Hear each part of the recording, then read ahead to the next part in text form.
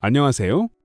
오늘은 마태복음 5장에 기록된 산상수훈의 팔복에 대해 함께 깊이 묵상하는 시간을 갖겠습니다. 바쁜 일상 속에서 잠시 마음을 고요히 하시고 모든 소음을 차단하고 예수님께서 2000년 전 갈릴리 호수 근처 산에서 선포하신 참된 행복의 비밀에 깊이 귀를 기울여 보시기 바랍니다.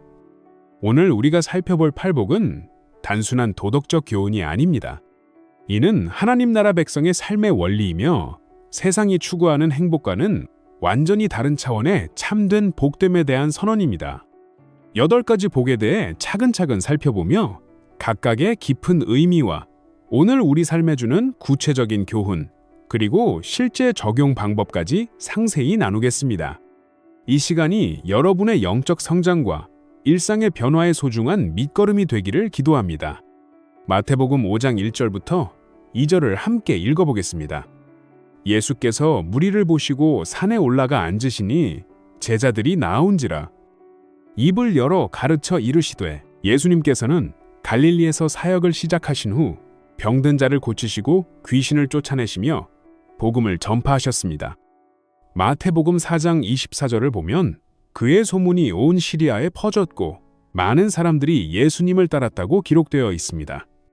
이렇게 많은 무리가 몰려들자 예수님께서는 산으로 올라가셨습니다. 유대인들에게 산은 단순한 지형이 아니었습니다. 이곳은 하나님을 만나는 거룩한 장소였습니다. 아브라함이 이삭을 바치려던 모리아산, 모세가 십계명을 받은 시내산, 엘리야가 하나님의 세미한 음성을 들은 호렙산처럼 산은 하나님의 계시가 임하는 특별한 장소였습니다.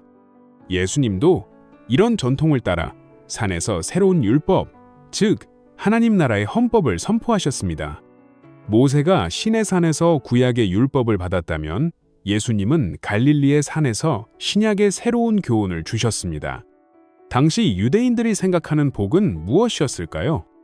구약 신명기 28장을 보면 순종의 축복으로 성읍에서도 복을 받고 들에서도 복을 받을 것이며 네 몸의 소생과 네 토지의 소산과 네 짐승의 새끼와 네 소의 새끼와 네 양의 새끼가 복을 받을 것이며 라고 기록되어 있습니다. 건강, 부유함, 명예, 많은 자손, 장수 등이 하나님의 축복의 증거로 여겨졌습니다. 욥기의 초반부를 보면 욥이 하나님을 경외하는 온전한 사람이었기 때문에 그의 소유물은 양이 7,000마리, 낙타가 3,000마리, 소가 500결이, 암나귀가 500마리였고 종도 심이 많아서 동방 사람 중에 가장 훌륭한 자였다고 기록되어 있습니다. 이런 구약의 축복 개념이 예수님 당시까지도 강하게 남아 있었습니다.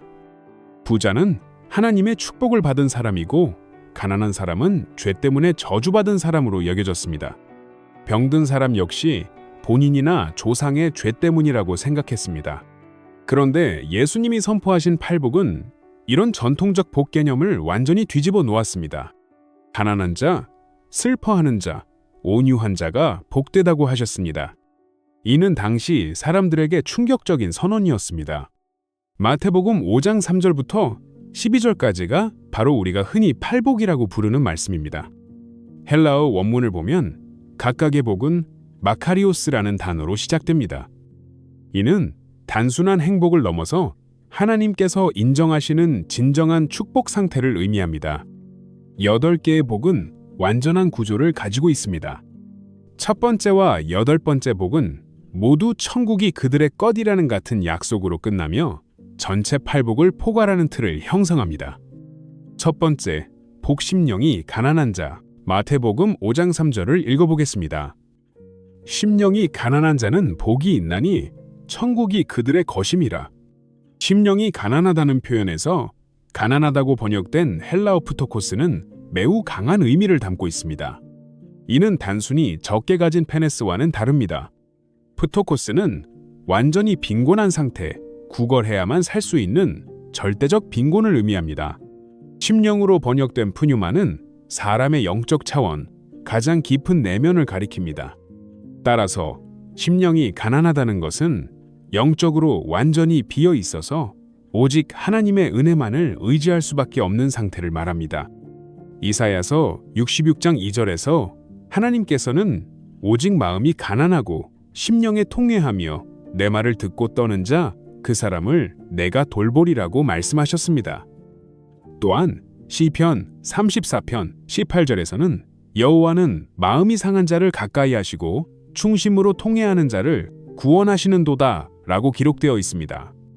현대 사회는 개인의 능력과 성취를 극도로 강조합니다. 자기개발, 성공학, 긍정적 사고와 같은 개념들이 마치 만능 열쇠처럼 여겨집니다. 하지만 심령이 가난한 사람은 자신의 지식, 경험, 능력의 한계를 인정합니다.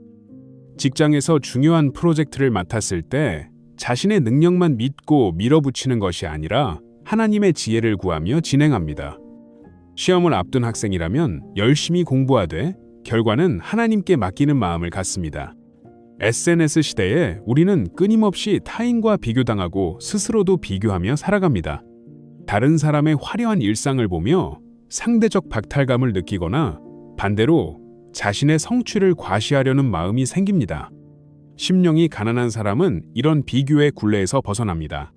다른 사람이 좋은 차를 타고 좋은 집에 살아도 부러워하지 않고 자신이 승진하거나 성공해도 교만하지 않습니다. 하나님 앞에서의 자신의 정체성에 만족합니다. 물질과 성공에 대한 집착에서 자유로워지는 것입니다. 이것들이 궁극적 행복을 가져다 주지 못함을 깨닫고 하나님께서 주시는 참된 만족을 추구합니다.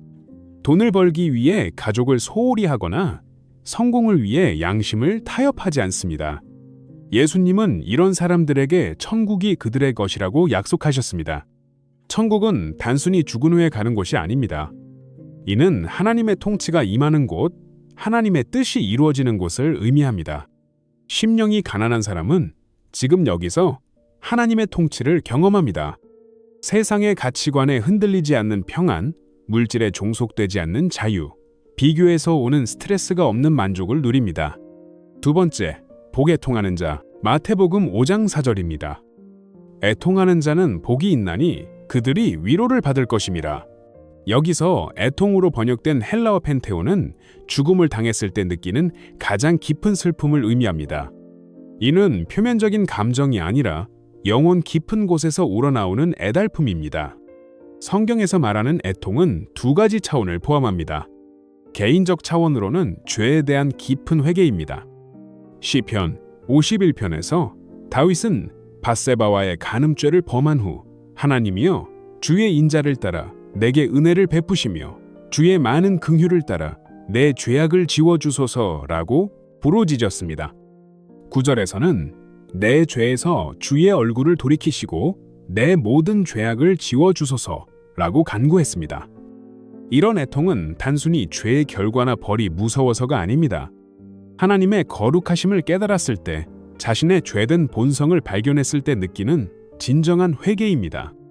에스라서 10장 1절을 보면 에스라가 하나님의 전 앞에 엎드려 울며 기도하여 죄를 자복할 때에 이스라엘 중에서 백성의 큰 무리가 그 앞에 모여 남녀와 어린이들이 다 심히 통곡하더니라고 기록되어 있습니다. 사회적 차원으로는 세상의 고통에 대한 마음 아픔입니다. 예레미야는 눈물의 선지자로 불립니다. 예레미야 9장 1절에서 그는 어찌하면 내 머리는 물이 되고 내 눈은 눈물의 근원이 될꼬 그렇다면 딸 내 백성의 죽임 당한 자를 위하여 주야로 울리로다 라고 탄식했습니다. 예수님도 예루살렘을 보시며 우셨습니다. 누가복음 19장 41절에서 가까이 오사성을 보시고 우시며 라고 기록되어 있습니다. 또한 나사로의 죽음 앞에서도 우셨습니다. 현대인들은 종종 고통을 회피하려고 합니다. 힘든 일이 있으면 술로 잊으려 하거나 오락이나 쇼핑으로 잠시 기분을 전환시키려 합니다. 또는 긍정적으로 생각하자, 과거는 잊어버리자며 감정을 억압하기도 합니다. 하지만 성경은 애통을 회피하지 말고 하나님 앞에서 솔직하게 표현하라고 가르칩니다. 관계에서 상처받았을 때 그 아픔을 술이나 다른 것으로 달래려 하지 말고 하나님께 털어놓으세요. 하나님, 정말 아픕니다. 이 상처가 쉽게 아물지 않습니다. 라고 솔직하게 고백하세요. 사회 문제를 볼 때의 적용으로는 뉴스에서 불의한 일들을 볼 때 무감각해지지 마세요. 가난한 사람들이 고통받는 것을 보고 마음 아파하세요. 환경 파괴로 인한 피해를 보고 슬퍼하세요. 자신의 죄를 발견했을 때 변명하거나 합리화하지 말고 진정으로 회개하세요. 하나님, 제가 이런 마음을 품고 있었다니 정말 죄송합니다. 라고 진심으로 고백하세요. 예수님은 이런 사람들이 위로를 받을 것이라고 약속하셨습니다.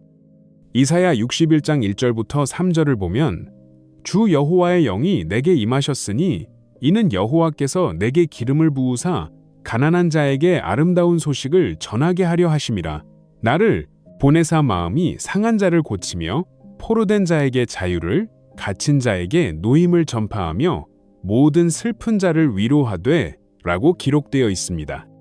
하나님께서는 상한 마음을 싸매시고 눈물을 닦아주시며 슬픔을 기쁨으로 바꿔주십니다.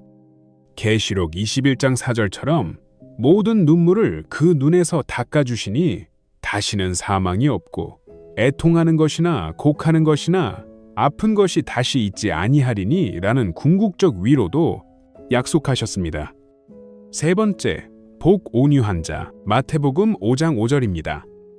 온유한 자는 복이 있나니 그들이 땅을 기업으로 받을 것임이라. 온유라는 말을 들으면 많은 사람들이 약함이나 소극성을 떠올립니다. 하지만 헬라어프라우스는 전혀 다른 의미입니다. 이 단어는 원래 길들여진 말을 묘사할 때 사용되었습니다. 야생마는 힘은 있지만 그 힘을 제어할 수 없어서 위험합니다. 하지만 길들여진 말은 똑같은 힘을 가지고 있으면서도 그 힘을 주인의 뜻에 따라 올바르게 사용합니다. 온유함이란 바로 이것입니다. 힘은 있지만 그 힘을 올바르게 조절하는 것입니다. 예수님 자신이 마태복음 11장 29절에서 나는 마음이 온유하고 겸손하니 나의 멍에를 메고 내게 배우라고 말씀하셨습니다. 예수님이 약하셨나요? 전혀 그렇지 않습니다. 마태복음 21장에서 성전을 깨끗하게 하실 때는 상인들의 상과 돈 바꾸는 자들의 의자를 둘러 엎으시며 라고 기록되어 있습니다. 마태복음 23장에서는 바리새인들을 향해 7번이나 화 있을진저 라고 강하게 책망하셨습니다. 하지만 동시에 마태복음 19장 13절에서는 어린아이들이 예수께 나아오매라고 했을 때 제자들이 꾸짖자 어린아이들을 용납하고 내게 오는 것을 금하지 말라며 부드럽게 품으셨습니다. 요한복음 8장에서 간음하다 현장에서 잡힌 여인에게는 나도 너를 정죄하지 아니하노니 가서 다시는 죄를 범하지 말라고 온유하게 대하셨습니다. 온유함은 상황에 따라 적절하게 반응하는 성숙함입니다. 강할 때와 부드러울 때를 구분할 줄 아는 지혜입니다. 잠언 15장 1절에서는 유순한 대답은 분노를 쉬게 하여도 과격한 말은 노를 격동하느니라고 기록되어 있습니다. 또한 잠언 15장 15절에서는 오래 참으면 관원이 그 말을 들을 것이요 부드러운 혀는 뼈를 꺾느니라고 말합니다. 가정에서의 온유함은 배우자나 자녀와 갈등이 있을 때 감정적으로 폭발하지 않고 차분하게 대화하는 것입니다.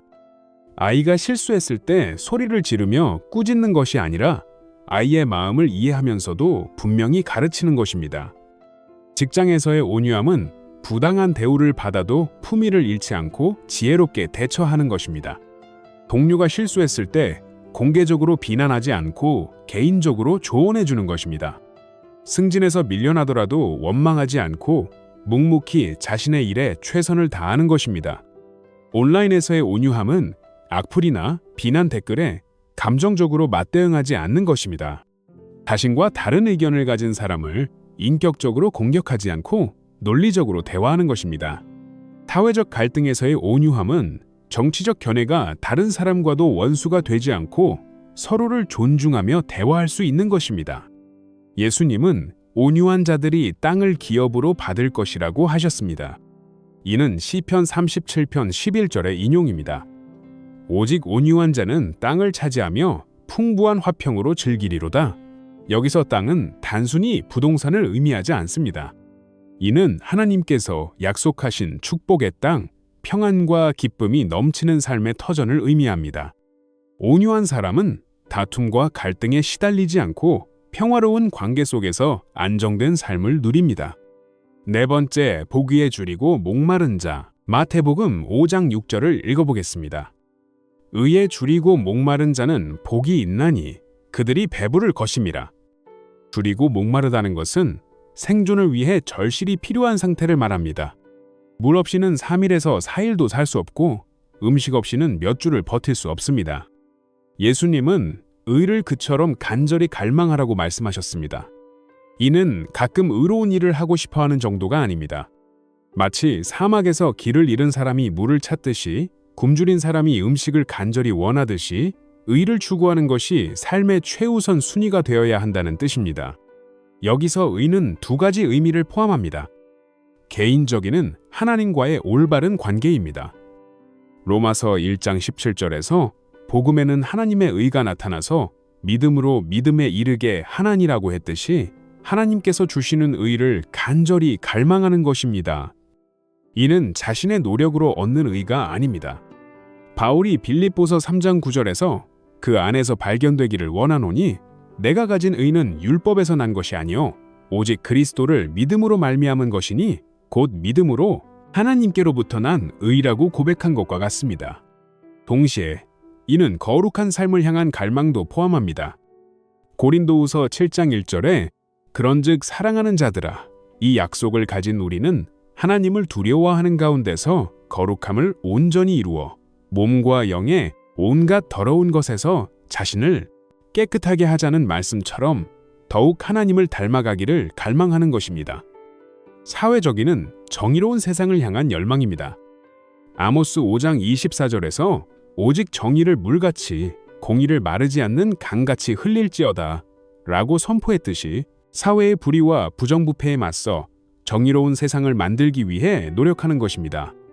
미가 6장 8절에 사람아 주께서 선한 것이 무엇임을 네게 보이셨나니 여호와께서 네게 구하시는 것은 오직 정의를 행하며 인자를 사랑하며 겸손하게 네 하나님과 함께 행하는 것이 아니냐는 말씀을 실천하는 것입니다. 우리는 어떤 것에 줄이고 목말라 하고 있을까요? 돈에 줄이고 목말라 합니까? 명예에 줄이고 목말라 합니까? 인정받는 것에 줄이고 목말라 합니까? 아니면 하나님의 의에 줄이고 목말라 합니까? 의에 줄이고 목마른 사람의 개인적 특징들을 살펴보겠습니다. 말씀에 대한 갈망으로 시편 119편 103절처럼 주의 말씀의 맛이 내게 어찌 그리 단지요? 내 입의 꿀보다 더하니이다 라고 고백하며 하나님의 말씀을 사모합니다. 매일 성경을 읽는 것이 의무가 아니라 기쁨이 됩니다. 기도에 대한 열망으로 하나님과의 교제를 간절히 원합니다. 바쁜 일정 중에도 하나님과 대화할 시간을 만들어냅니다. 거룩함에 대한 추구로 죄에서 멀어지고 하나님의 뜻에 순종하기를 갈망합니다. 매일 말씀을 읽고 기도하며 하나님과의 관계를 깊이 하려고 노력합니다. 의에 줄이고 목마른 사람은 사회 정의에도 관심을 갖습니다. 부정부패 척결을 위해 직장에서 부정한 일을 보면 침묵하지 않습니다. 비록 자신에게 불이익이 있을지라도 옳지 않은 일에는 동참하지 않습니다. 약자 보호를 위해 소외받는 사람들, 차별받는 사람들을 위해 목소리를 냅니다. 노숙인, 장애인, 외국인 노동자 등의 인권을 위해 관심을 갖습니다. 환경 보호를 위해 하나님께서 맡기신 창조 세계를 보존하기 위해 노력합니다. 환경 파괴에 대해 마음 아파하고 개인적으로 실천할 수 있는 일들을 찾아서 합니다. 예수님은 의에 줄이고 목마른 사람들이 배부를 것이라고 약속하셨습니다. 이는 하나님께서 그들의 갈망을 채워주시고 의로운 열매로 만족시켜 주실 것을 의미합니다. 시편 17편 15절처럼 나는 의로운 중에 주의 얼굴을 보리니 깰 때에 주의 형상으로 만족하리이다 라는 체험을 하게 됩니다. 의를 추구하는 과정에서는 때로 외롭고 힘들 수 있습니다. 하지만 하나님께서는 반드시 응답하시고 축복하십니다. 이사야 55장 10절부터 11절처럼 비와 눈이 하늘로부터 내려서 그리로 되돌아가지 아니하고 땅을 적셔서 소출이 나게 하며 싹이 트게 하여 내 입에서 나가는 말도 이와 같이 헛되이 내게로 되돌아오지 아니하고 나의 기뻐하는 뜻을 이루며 내가 보낸 일에 형통함이니라고 약속하셨습니다. 다섯 번째, 복 긍휼히 여기는 자, 마태복음 5장 7절입니다. 긍휼히 여기는 자는 복이 있나니 그들이 긍휼히 여김을 받을 것임이라. 긍휼이라는 단어는 헬라어로 엘레오스인데 이는 단순한 동정심을 넘어서 타인의 고통을 보고 마음이 아파서 실제적인 도움을 제공하는 것을 의미합니다. 구약에서 이 개념은 히브리어 헤세드와 라함으로 표현됩니다. 헤세드는 변함없는 사랑과 신실함을, 라함은 어미가 자식을 품는 것 같은 깊은 애정을 의미합니다. 누가복음 10장의 선한 사마리아인 비유가 긍휼의 완벽한 예입니다. 33절에서 어떤 사마리아인은 여행하는 중 거기 이르러 그를 보고 불쌍히 여겨라고 기록되어 있습니다. 여기서 불쌍히 여겨가 바로 긍휼입니다. 그는 단순히 안타까워하는 것에 그치지 않았습니다. 34절에서 가까이 가서 기름과 포도주를 그 상처에 붓고 싸매고 자기 짐승에 태워 주막으로 데리고 가서 돌보아주며 라고 했듯이 실제적인 행동으로 도움을 주었습니다. 마태복음 18장에만 달란트 빚진 종의 비유를 보면 왕이 종의 빚을 탕감해 준 것은 순전한 긍휼이었습니다. 우리도 하나님께 용서받은 죄인들입니다. 에베소서 2장 4절부터 5절에서 긍휼이 풍성하신 하나님이 우리를 사랑하신 그 큰 사랑을 인하여 허물로 죽은 우리를 그리스도와 함께 살리셨고 라고 기록된 대로입니다. 긍휼의 특징은 세 가지입니다. 첫째, 타인의 고통을 내 것처럼 느끼는 공감 능력입니다. 둘째, 그 고통을 덜어주기 위해 실제적인 행동을 취하는 것입니다. 셋째, 조건 없이 베푸는 사랑입니다. 경제적 어려움을 겪는 사람들에게 직접적인 금전 지원이 어렵다면 일자리 정보를 제공하거나 필요한 물품을 나누거나 든든한 식사 한 끼라도 대접해 보세요. 정서적 고통을 겪는 사람들에게 우울증으로 힘들어하는 친구가 있다면 함께 시간을 보내주세요. 이혼으로 상처받은 사람이 있다면 판단하지 말고 들어주세요. 육체적 어려움을 겪는 사람들에게 거동이 불편한 노인이 있다면 장보기를 도와주세요. 아픈 가족을 돌보느라 지친 사람이 있다면 잠시라도 대신 돌봐주세요. 사회적으로 소외받는 사람들인 외국인 노동자, 노숙인, 장애인들을 외면하지 말고 따뜻하게 대해주세요. 특히 가족 간에도 긍휼이 필요합니다. 실수하는 자녀를 보며 화만 내지 말고 그 마음을 이해해주세요. 늙어가는 부모님의 불편함을 짜증내지 말고 긍휼히 여겨주세요. 야고보서 2장 13절에서 긍휼을 행하지 아니하는 자에게는 긍휼 없는 심판이 있으리라. 긍휼은 심판을 이기고 자랑하느니라고 했습니다. 반대로 긍휼을 베푸는 사람은 하나님께로부터 긍휼을 받습니다. 이는 공로주의가 아닙니다. 우리의 긍휼이 하나님의 긍휼을 사는 것이 아니라 하나님의 긍휼을 받은 사람은 자연스럽게 다른 사람에게도 긍휼을 베풀게 되고 그런 사람에게 하나님께서는 계속해서 긍휼을 베푸신다는 뜻입니다. 여섯 번째, 복마음이 청결한 자, 마태복음 5장 8절입니다. 마음이 청결한 자는 복이 있나니 그들이 하나님을 볼 것임이라. 청결하다는 헬라어 카타로스는 원래 곡식에서 쭉정이를 걸러낸 순수한 상태를 의미합니다. 또한 제사에 사용할 동물이 흠이 없는 완전한 상태를 가리키기도 합니다. 마음의 청결함은 외적인 의식적 정결이 아니라 내면의 순수함을 말합니다. 이는 이중적이지 않고 가식이 없으며 진실한 마음을 의미합니다. 시편 24편 3절부터 4절에서 여호와의 산에 오를 자가 누구며 그의 거룩한 곳에 설 자가 누구인가? 곧 손이 깨끗하며 마음이 청결하며 뜻을 허탄한 데에 두지 아니하며 거짓 맹세하지 아니하는 자로다 라고 기록되어 있습니다. 시편 51편 10절에서 다윗은 하나님이여 내 속에 정한 마음을 창조하시고 내 안에 정직한 영을 새롭게 하소서 라고 기도했습니다. 마음이 청결한 사람의 특징을 세 가지로 나누어 보겠습니다. 첫째, 동기가 순수합니다. 남에게 보이기 위해서가 아니라 진심으로 선을 행합니다.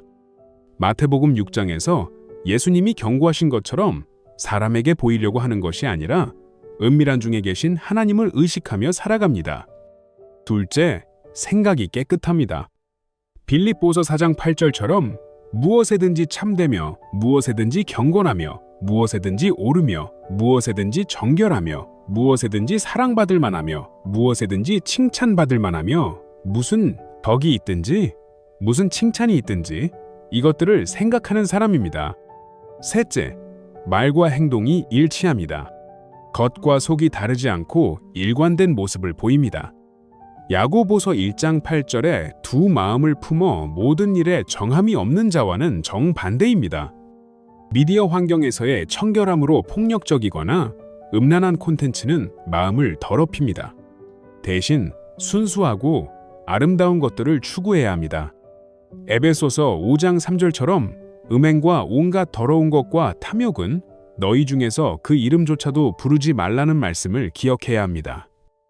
온라인과 오프라인의 일치로 SNS에서는 경건한 척하면서 실제로는 다른 삶을 사는 것이 아니라 온라인과 오프라인에서 일관된 모습을 보여야 합니다. 동기의 순수성으로 봉사나 헌금을 할 때도 사람들에게 인정받기 위해서가 아니라 순수한 마음으로 해야 합니다. 관계에서의 진실함으로 이중적인 태도를 보이지 않고 누구에게나 진실한 마음으로 대해야 합니다. 예수님은 마음이 청결한 자가 하나님을 볼 것이라고 하셨습니다. 이는 죽은 후에만이 아니라 지금도 영적인 눈으로 하나님을 경험할 수 있다는 의미입니다. 죄로 더러워진 마음은 하나님을 볼 수 없습니다. 이사야 59장 2절처럼 오직 너희 죄악이 너희와 너희 하나님 사이를 갈라놓았고 너희 죄가 그의 얼굴을 가리어서 너희에게서 듣지 않으시게 함이니라고 했습니다. 하지만 마음이 청결한 사람은 일상 속에서 하나님의 임재를 경험하고 하나님의 인도하심을 분별하며 하나님의 사랑을 깊이 체험할 수 있습니다. 7번째 복 화평하게 하는 자, 마태복음 5장 9절입니다. 화평하게 하는 자는 복이 있나니 그들이 하나님의 아들이라 일컬음을 받을 것임이라. 화평하게 하는 자는 헬라어로 에이레노포이오스인데 이는 평화를 만드는 사람, 즉 적극적으로 갈등을 해결하고 화해를 중재하는 사람을 의미합니다. 여기서 화평으로 번역된 에이레네는 단순히 전쟁이 없는 상태가 아닙니다. 이는 히브리어 샬롬에 해당하는 것으로 완전한 조화와 온전함, 하나님께서 의도하신 관계의 회복을 의미합니다. 에베소서 2장 14절에서 바울은 그는 우리의 화평이신지라 둘로 하나를 만드사 원수된 것, 곧 중간에 막힌 담을 자기 육체로 허시고라고 기록했습니다. 고린도후서 5장 18절부터 20절에서는 모든 것이 하나님께로부터 나도다. 그가 그리스도로 말미암아 우리를 자기와 화목하게 하시고 또 우리에게 화목하게 하는 직분을 주셨으니 그러므로 우리가 그리스도를 대신하여 사신이 되어 하나님이 우리를 통하여 너희를 권면하시는 것 같이 그리스도를 대신하여 간구하노니 너희는 하나님과 화목하라고 했습니다. 화평하게 하는 자의 특징을 3가지로 말씀드리겠습니다. 첫째, 갈등 상황에서 편을 들지 않고 공정하게 중재합니다. 자신의 이익이나 감정에 치우치지 않고 객관적으로 상황을 파악합니다. 둘째, 자신의 이익보다 화합을 우선시합니다. 자신이 손해를 보더라도 공동체의 평화를 위해 희생할 수 있습니다. 셋째, 먼저 용서하고 화해의 손을 내밉니다. 상대방이 먼저 사과하기를 기다리지 않고 자신이 먼저 화해를 시도합니다. 현대 사회는 갈등이 심화되고 있습니다. 세대 갈등, 계층 갈등, 지역 갈등, 이념 갈등, 성별 갈등 등이 사회를 분열시키고 있습니다. 온라인 공간에서는 더욱 극단적인 대립이 일어나고 있습니다. 가정 내에서도 부부 간의 갈등, 부모와 자녀 간의 갈등, 고부 갈등 등이 많은 가정을 힘들게 하고 있습니다. 직장에서도 부서 간 갈등, 세대 간 갈등, 상하관계의 갈등 등이 조직의 효율성을 떨어뜨리고 있습니다. 가정에서의 화평으로 부부가 싸울 때 한쪽 편을 들지 말고 둘 다의 입장을 이해하려고 노력하세요. 고부 갈등이 있을 때 며느리와 시어머니 사이에서 중재자 역할을 하세요. 직장에서의 화평으로 부서 간 갈등이 있을 때 자신의 부서 이익만 생각하지 말고 회사 전체의 이익을 고려하세요. 동료 간 오해가 있을 때 먼저 나서서 해명의 기회를 만들어주세요. 교회에서의 화평으로 교인들 간의 의견 차이가 있을 때 어느 한편만 지지하지 말고 모두가 수용할 수 있는 방안을 찾아보세요. 사회에서의 화평으로 정치적 견해가 다른 사람들과도 원수가 되지 말고 서로의 입장을 이해하려고 노력하세요. 화평하게 하는 것은 쉽지 않습니다. 때로는 양쪽 모두로부터 오해받을 수 있습니다. 내가 옳다고 해도 화합을 위해 양보해야 할 때가 있습니다. 내 명예가 손상되더라도 평화를 위해 희생해야 할 수도 있습니다. 그러나 이것이 바로 예수님께서 걸어가신 길입니다. 예수님은 우리의 죄를 위해 자신을 희생하심으로써 하나님과 우리 사이에 화평을 이루셨습니다. 예수님은 화평하게 하는 자들을 하나님의 아들이라고 하셨습니다. 이는 특별한 특권입니다. 하나님의 아들이신 예수님께서 화평을 위해 자신을 희생하셨듯이 우리도 화평을 위해 노력할 때 하나님의 아들다운 모습을 보이는 것입니다. 요한일서 3장 1절에서 보라 아버지께서 어떠한 사랑을 우리에게 베푸사 하나님의 자녀라 일컬음을 받게 하셨는가 라고 했듯이 하나님의 자녀된 신분의 영광을 누리게 됩니다. 8번째 보그를 위하여 박해받는 자, 마태복음 5장 10절부터 12절까지입니다. 의를 위하여 박해를 받은 자는 복이 있나니 천국이 그들의 것임이라. 나로 말미암아 너희를 욕하고 박해하고 거짓으로 너희를 거슬러 모든 악한 말을 할 때에는 너희에게 복이 있나니 기뻐하고 즐거워하라. 하늘에서 너희의 상이 큼이라. 너희 전에 있던 선지자들도 이같이 박해하였느니라. 여기서 말하는 박해는 신앙이나 올바른 가치관 때문에 겪게 되는 어려움을 말합니다. 이는 단순히 고난을 당하는 것이 아니라 옳은 일을 하다가 당하는 고난입니다. 베드로전서 3장 14절에서 의를 위하여 고난을 받으면 복 있는 자니 그들이 두려워하는 것을 두려워하지 말며 근심하지 말고라고 했듯이 의로운 삶이 때로는 박해를 불러일으킬 수 있습니다. 요한복음 15장 18절부터 19절에서 예수님은 세상이 너희를 미워하면 너희보다 먼저 나를 미워한 줄을 알라. 너희가 세상에 속하였으면 세상이 자기의 것을 사랑할 것이로되 너희는 세상에 속한 자가 아니요 도리어 내가 세상에서 너희를 택하였기 때문에 세상이 너희를 미워하느니라고 말씀하셨습니다. 오늘날 우리가 겪을 수 있는 의를 위한 박해의 형태들을 살펴보겠습니다. 직장에서의 박해로 부정부패에 동참하지 않아서 승진에서 밀려나거나 따돌림을 당할 수 있습니다.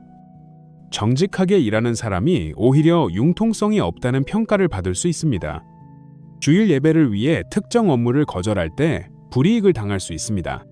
가정에서의 박해로 신앙 때문에 가족들로부터 이해받지 못하고 외로움을 당할 수 있습니다. 특히 기독교 집안이 아닌 경우 신앙생활 때문에 갈등이 생길 수 있습니다. 11조나 헌금 때문에 배우자와 다툼이 생길 수도 있습니다.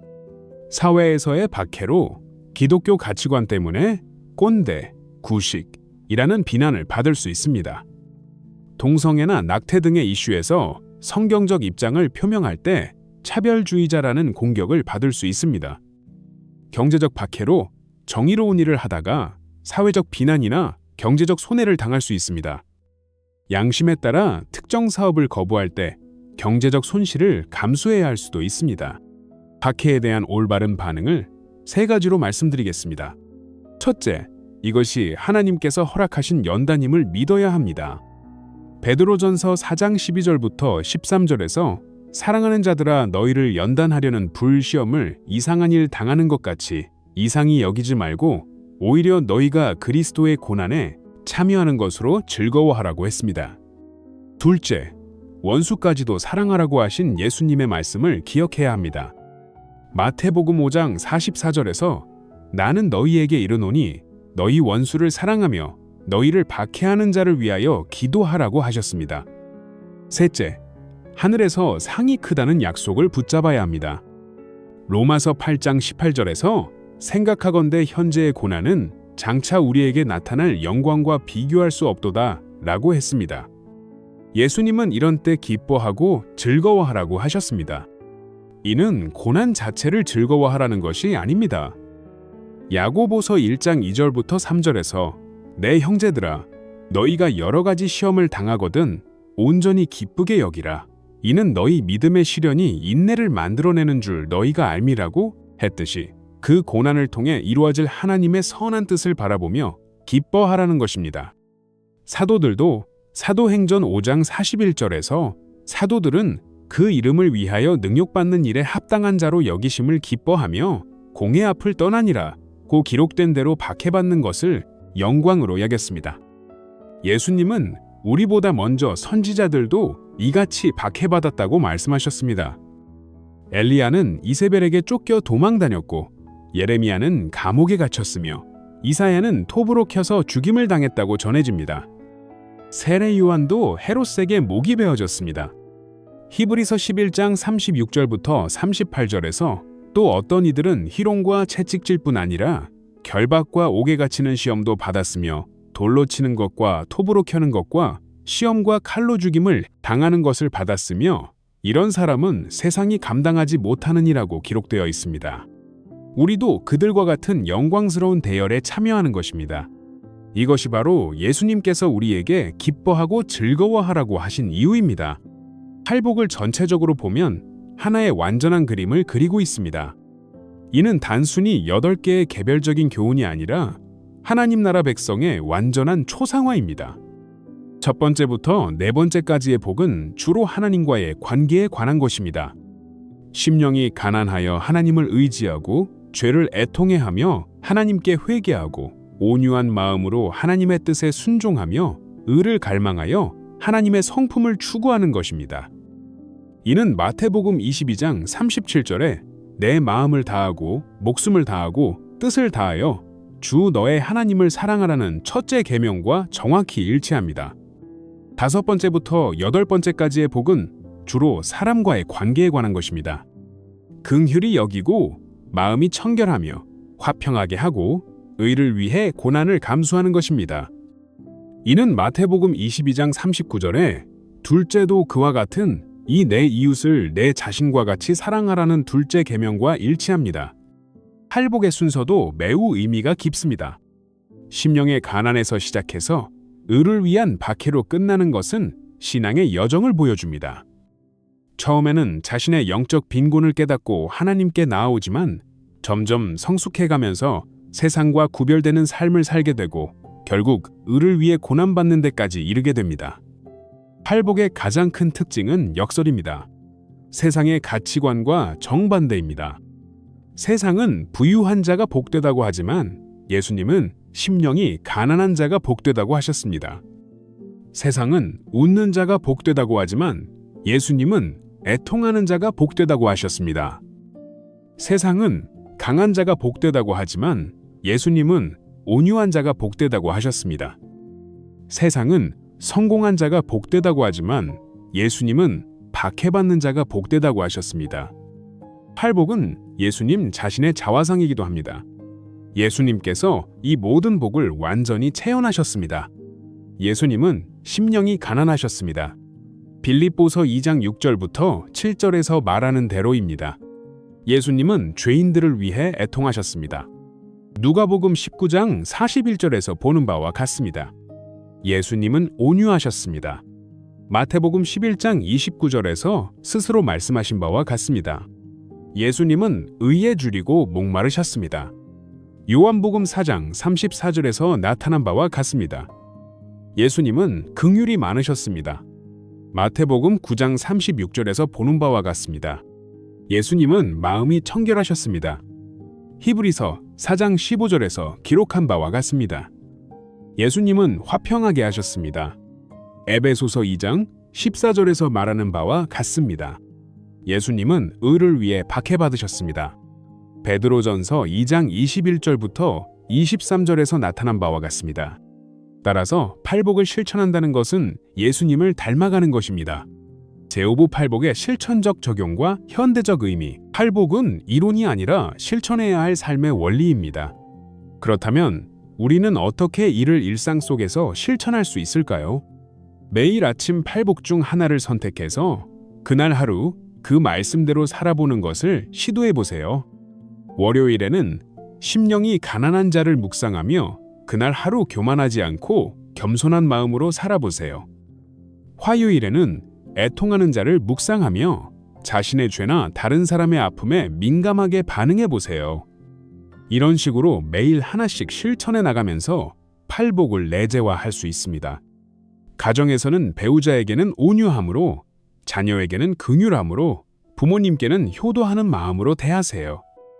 직장에서는 동료들에게 화평하게 하는 자의 역할을 하고, 부정한 일에는 의를 위해 거절하는 용기를 보이세요. 교회에서는 마음이 청결한 자가 되어 순수한 동기로 섬기고 긍휼히 여기는 마음으로 어려운 사람들을 도우세요. 의에 줄이고 목마른 자로서 사회 정의에 관심을 갖고 작은 일부터 실천해 보세요. 환경 보호를 위해 일회용품 사용을 줄이고 대중교통을 이용하는 등 창조 세계를 보전하는 일에 참여하세요. 소외계층 돕기를 위해 정기적으로 봉사활동에 참여하거나 후원을 통해 어려운 이웃을 도우세요. 정의 실현을 위해 부정부패를 보면 침묵하지 말고 할 수 있는 범위에서 목소리를 내세요. 팔복을 실천할 때 주의할 점들이 있습니다.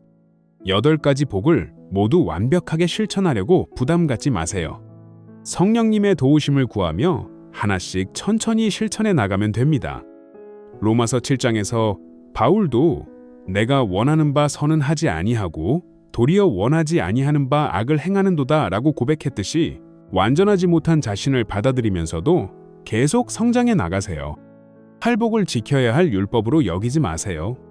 이는 예수님을 믿고 따르는 사람들의 삶에서 자연스럽게 나타나는 열매입니다. 갈라디아서 5장 22절부터 23절의 성령의 열매는 사랑과 희락과 화평과 오래 참음과 자비와 양성과 충성과 온유와 절제니처럼 성령님께서 우리 안에서 이루어 가시는 일입니다.